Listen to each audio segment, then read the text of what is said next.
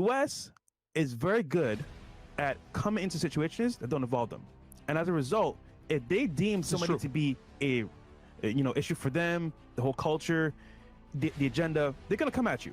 So there's a tweet here from someone, and they posted it in October about this happening.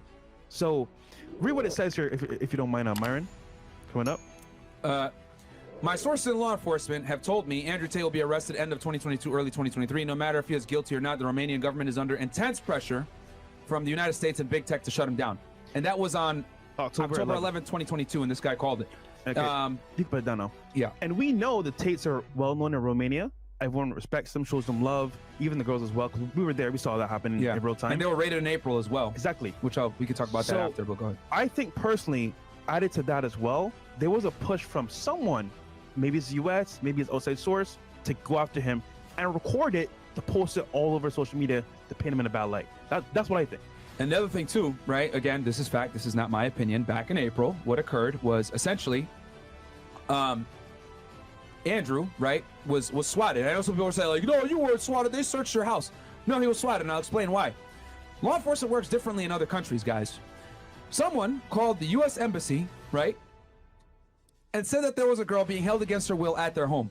Well, when you have international pressure, especially from a country like the United States, the police have to do something in Romania. There's potentially a U.S. citizen being held against their will in Romania, so the police are like, all right, we got to go ahead, we got to investigate. So they go, and they figure out that there's some, they're having a party, there's girls there, etc. And this girl says, I was being held against my will. Makes this fucking nonsensical story up, right? Because what really occurred was she was hooking up with Tristan, and she didn't want to get caught fucking cheating.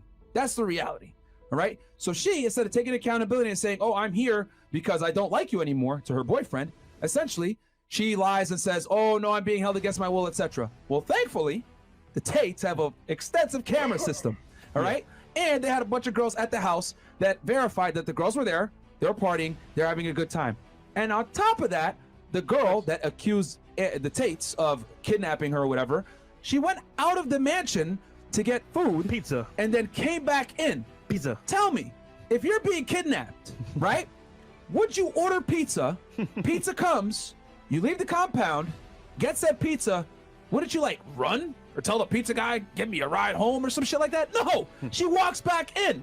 Okay, thank God they have cameras. Thank God they have security, and they were able to show that it was a bunch of fucking bullshit. Yeah. But what happened? Well, the police have to do their due diligence. They have to go in there. They have to investigate. They have to make sure, hey, what's going on? So they end up taking phones, laptops, computers to analyze and make sure nothing really went down. Well, nothing did.